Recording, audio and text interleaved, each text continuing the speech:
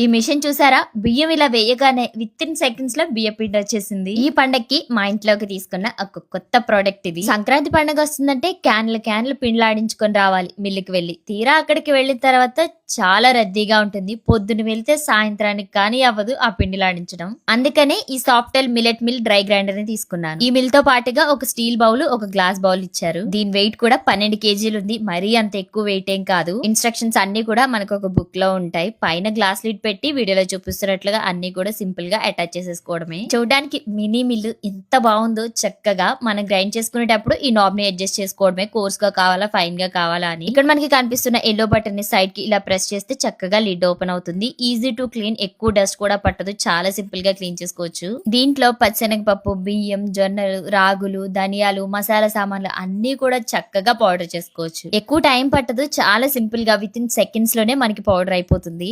ఈ మిల్లులో ఒక గంటకి 6 నుంచి 10 కేజీల పిండి వరకు ఆడొచ్చు. ఒక గంట యూజ్ చేస్తే ఎంత కరెంట్ అయిపోతుందో అనుకుంటున్నారా? జస్ట్ 1 యూనిట్ కరెంట్ మాత్రమే కాలుతుందండి. అలాగే దీనికి 3 ఇయర్స్ వారంటీ కూడా ఇస్తున్నారు. ఇది ట్రెడిషనల్ స్టోన్ గ్రైండర్. ఈ రాళ్ళకి ఎటువంటి మెయింటెనెన్స్ అక్కర్లేదు. గ్రైండ్స్ ఎంటీ అవ్వగానే ఆటో స్టాప్ అయిపోతుంది. 100% సెల్ఫ్ ఫుల్లీ ఆటో క్లీన్ ఫంక్షనాలిటీని కలిగి ఉంటుంది. చూస్తున్నారు కదా, పచ్చనగపప్పు వేస్తే శనగపిండిగా, బియ్యం వేస్తే బియ్యం రవ్వగా, జొన్నలు వేస్తే